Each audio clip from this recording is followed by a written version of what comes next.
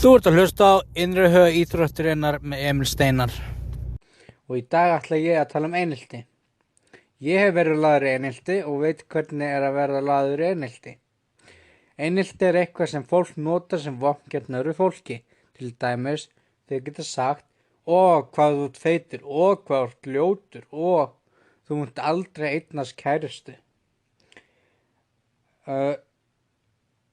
Einelti er ekki það sem við eigum að nota gegn fólki. Einelti er slæmt fyrir fólk og getur líka verið andlegt og líkamlegt ofbeldi.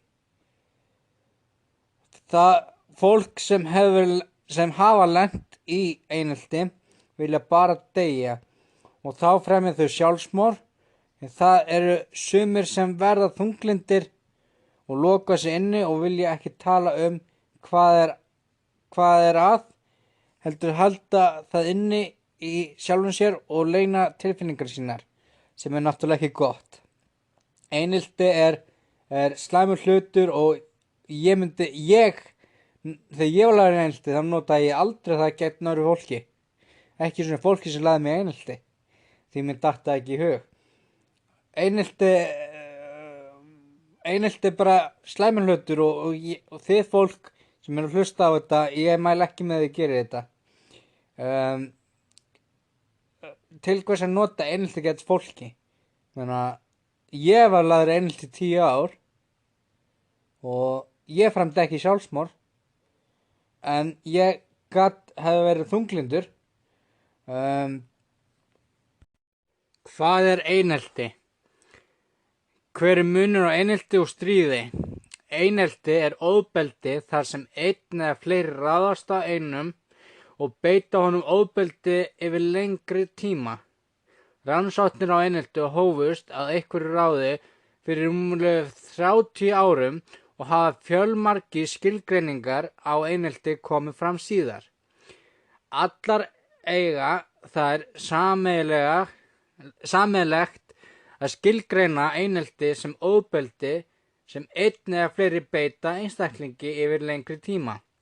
En skilgreiningarnar eru misnákvæmar. Á Íslandi kom fram skilgreining á einelti árið 1996 sem hefur verið mikið notað allt til dagsins í dag og hljómar hún svona: einelti er að ræða þegar einhver er tekinn yfir og pyntur andlega eða líkamlega aftur og aftur í lengri tíma af einum eða fleirum. Eftir því sem rannsóknir verða betri og nákvæmari hafa skilgreiningarnar orðið nákvæmari og afmarka hegðunina meira. Í dag er til að mynda talað um líkamlegt, andlegt og rafrænt einelti. Fólk, hvað er að ykkur? Einelti leysir ekki eins og vandamálin. Einelti er slæmur hlutur. Fólk, komið inn í hausinn á ykkur. Komið það. Í reglugerð aðgerðir gegn einelti vinnustaða frá 2004 er einelti skilgreint á þennan hátt: afmælisverð og sígarettur tekin ótilhlýðileg hásemi, það er athöfn og hegðun sem er til þess fallin að niðurlægja, gera lítið úr, móðga, særa, mismuna eða ógna og valda vanlíðan hjá þeim sem hún beinist að. Kynferðisleg áreitni og annað andlegt eða líkamlegt ofbeldi fellur hérna undir. Hér er ekki átt við skoðunarágreining eða hagsmunaárekstur sem kann að rísa á vinnustað milli stjórnanda og starfsmann eða tveggja eða fleiri starfsmanna, enda leiði slíkur skoðunarágreining eða hagsmunaárekstur ekki til þeirra háttsemi sem lýst er hérna að framan.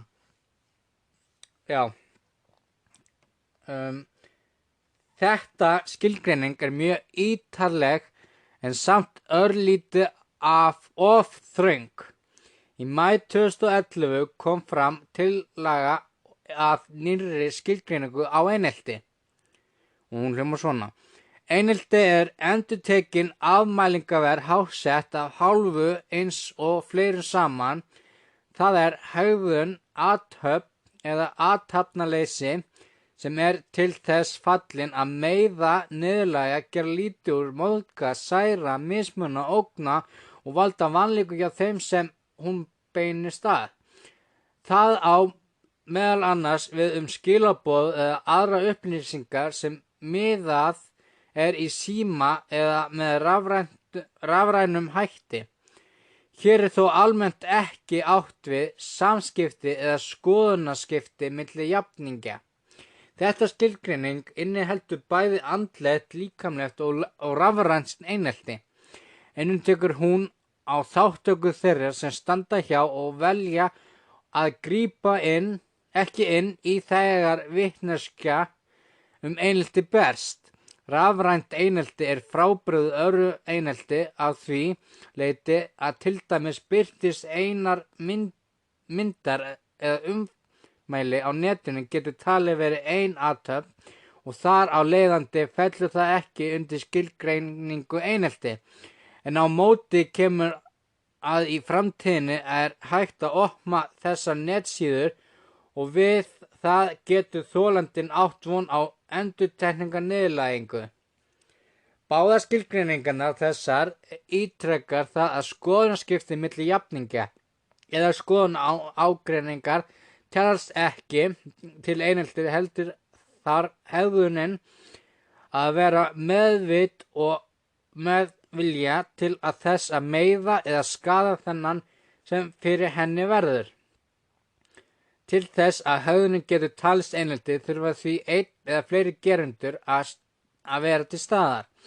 Hegðunin verður að vera endurtekin og mikilvægur þáttur valda ójafnvægi. Það þolandinn verður að standa ójöfnum fæti gagnvart gerandanum. Stríðin aftur á móti athöfn eða hegðun sem ekki ætlað að meiða eða niðurlægja og ekki endurtekin heldur afmarkað tilfelli.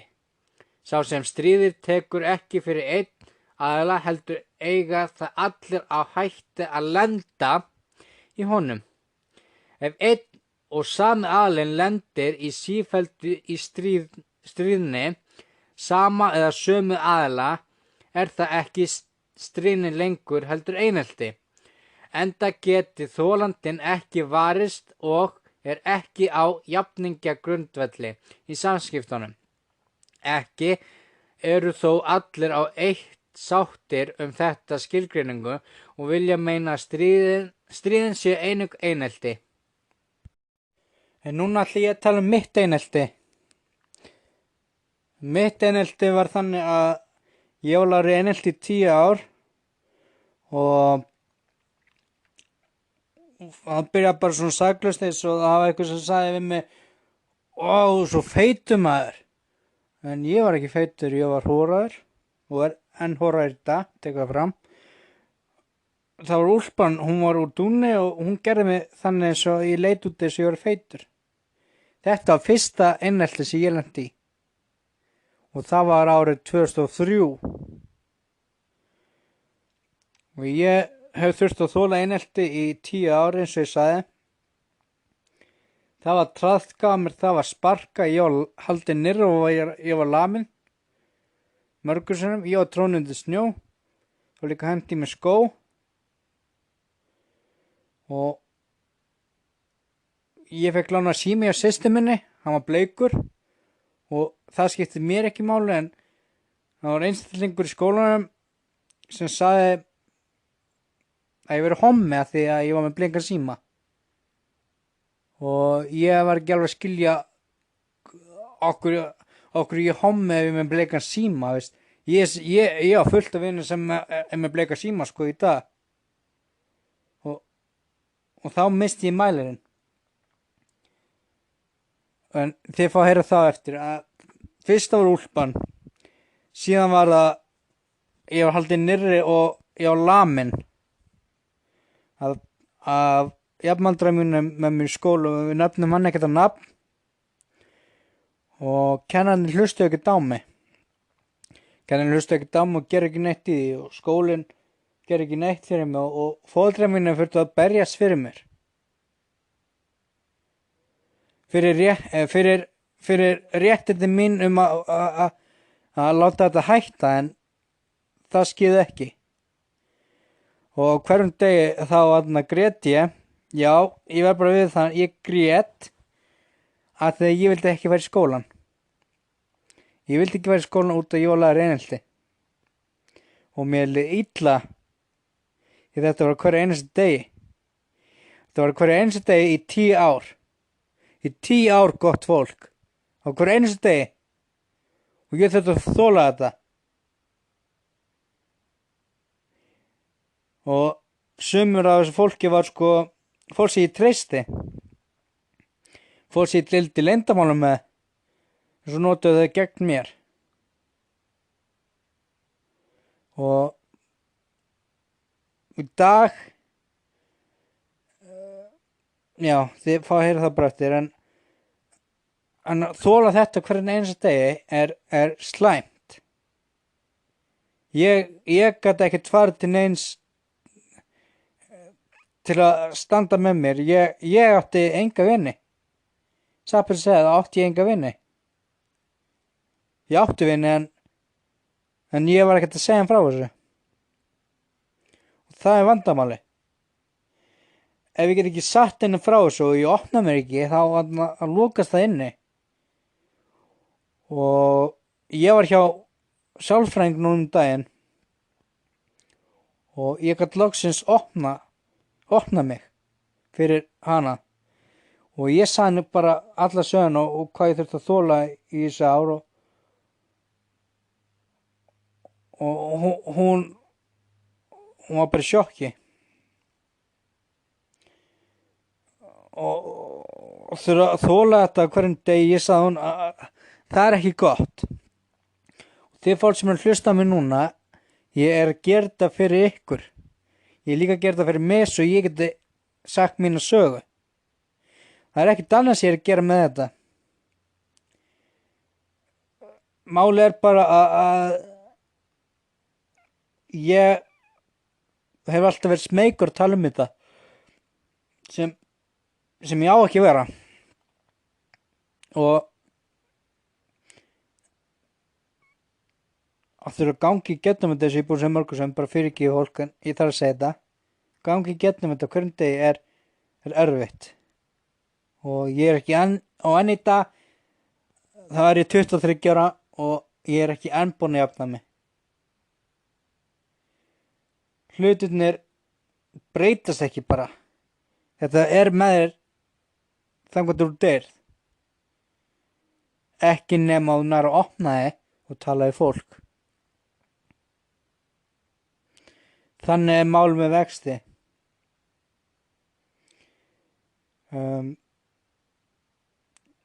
Svo var traðka á mér eins og ég sagði og ég var lamin og ég var lamin mörgur sinnum á dag. Skil ekki okkur. Veit ég hvað hann fekk út úr þessu, en ég leit til frænku minnar. Nefnum ekki nafn henni og kallu hana bara Kala Lili. Hún frænka minn Kala Lili. Hún hjálpaði mér. Hún kom í skólan og sagði við einstaklingin og lætur ekki vera að þá kem ég heim til þín og lætið hafa það. Og ég lemði. Og vond manneskja og þurfa að ráðast á svona minnihátta mannesku. Og svo þegar skólinn byrjaði aftur, þá kom þessi einstaklingur til mín. Ekki til að beðast fyrirgetingar, heldur að spura hvort að frænka mín var ennþá á landinu. Og frænka mín, hún býr náttúrulega í Noregi og ég náttúrulega bara sagði já. Og eftir það flutt hann. Og hann drullur hættu við frænku mína. Og ef þú ert að hlusta á þetta frænka, þá er ég alltaf þakklátur fyrir þetta. Og líka hinn frænka mín sem var líka með í þessu, sem við köllum hana, hvað við að kalla hana,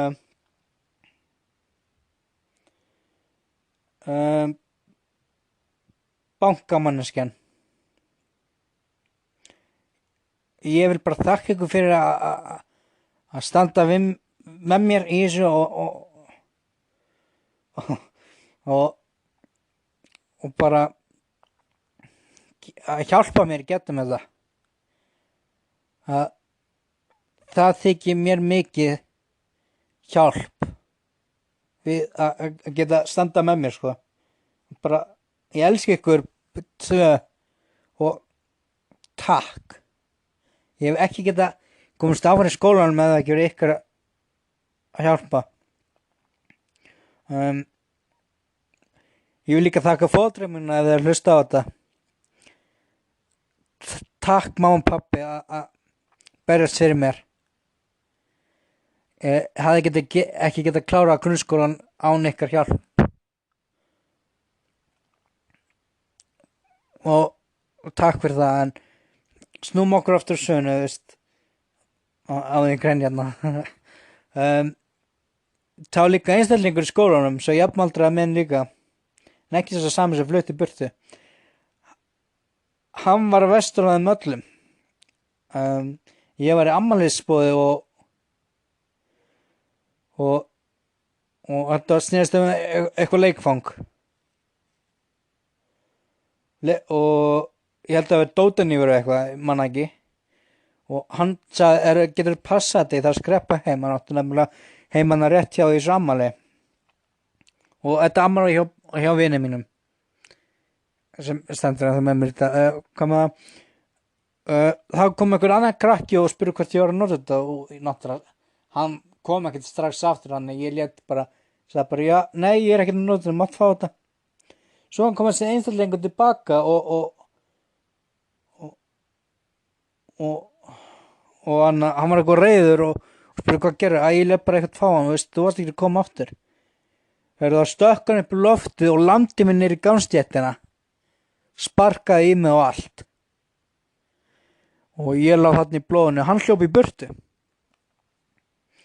Og afmælisbarnið sem átti afmæli,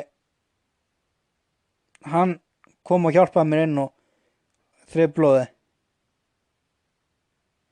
Svo náttúrulega hringdi mömmu mín og hún kom alveg brjáluð og ég vildi ekkert vera að tala um þetta.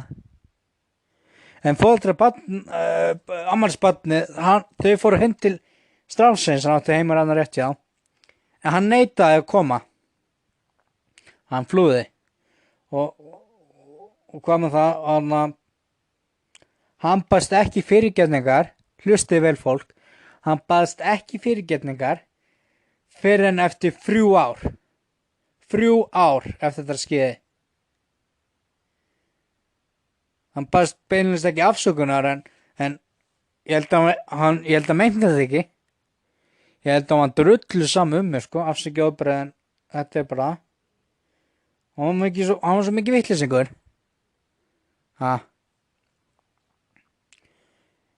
Og þetta atvik gleymi ég aldrei. Að liggja þarna gangstéttinni eins og þvara. Ég hef aldrei getað jafnað mig eftir þetta og er enn að reyna að jafna mig eftir þetta. Og í dag þá á ég erfitt með að treysta fólki. Ég á erfitt með að treysta fólki að þegar ég veit ekki hvað fólki get treyst og hvernig ég get leita til. Og þetta er bara erfitt. Þetta er erfitt. Erfitt líf. Erfiða minningar og ég held að ég losna aldrei við þessar minningar. Því miður. Þetta er eitthvað sem ég veit ekki. En til fólks þá vil ég segja ekki gera svo ég. Ekki loka þessu inni hjá ykkur. Ekki halda þessu leyndu fyrir foreldrar ykkar. Talið við þau. Segjum frá þessu. Ég fór náttúrulega þrisvar til sálfræðings. Og ég talaði mínar reynslu og allt sko. Þá náttúrulega í grunnskóla. En eins og sagði ekki halda þessu leyndu við foreldrar ykkar. Tala við foreldra, tala við ömmu og afa, vini, frænku, frænda. Bara eitthvað. Kannski ekki ókunnan mann en eitthvað í ættin ykkar eða nánu vinur eða samstarfsmaður og segjum frá þessu. Hlutirnir gerast ekki bara á sjálfum sér. Þú verður að reyna að opna þig eins og ég. Og þér liði betur ef þú segir frá þessu og þú opna þig meira. Annars gerist ekki neitt. Ég talaði við mína foreldra hverju degi, hverju kvöldu og gréti að ég vildi ekki vera í skólan eins og ég sagði áðan. Af því að ég þoldi þetta ekki. Ekki gera sömu mistök og ég. Og guðan bænum ekki taka mark á því að fólk segir þú verður ekkert. Það verður ekkert úr þér. Út aumingi. Ekki hlusta á þannig fólk. Ég bið ykkur ekki. Þið græði ekkert á því og örlæti ekki láta neitt segja að þið geti ekki neitt og draumarnir eitthvað geti ekki ræst. Mínir draumar rætast. Mínir draumar eru búin að rætast. Ég tók á þessu sjálfur. Ég tók á þessum eineltispúkum. Ég gerði eitthvað. Svo þegar ég gerði eitthvað, þá komu kennararnir inn. Eftir 10 ár komu kennararnir inn og sögðu, ekki gera þetta. Ég skal taka á þá og tala við þá. Eftir 10 ár. Það tóku 10 ár til að gera þetta. Ekki láta einhvern annan taka á þessu. Ef þið eru lögð í einelti. Ef þið eru lögð í einelti og er búið að vera lengi en 10 ár eða meir en 2 ár, talið við eitthvað og segja frá þessu. Eða ef þið gerir ekki neitt, gerir þið það þá. Ég vona að ykkur finnst þetta gaman og fræðandi og ég heyri ykkur næst. Bye! Þú varst að hlusta á Innri hug íþróttarinnar með M. Steinar. Ég vil þakka ykkur fyrir að hafa hlusta á þáttinn í dag og vona að ég heyri frá ykkur. Ef þið vil hafa samband við mig eða láta eitthvað koma fram í þáttunum hjá mér, þá endilega megi alveg senda á mér tölvupóst. Netfangið er innrihugíþróttarinnar@gmail.com eða á Instagram og þar heiti ég innrihugíþróttarinnar og við bara heyrjumst næst og enn og aftur takk fyrir að hlusta á þátturinn í dag og bye bye.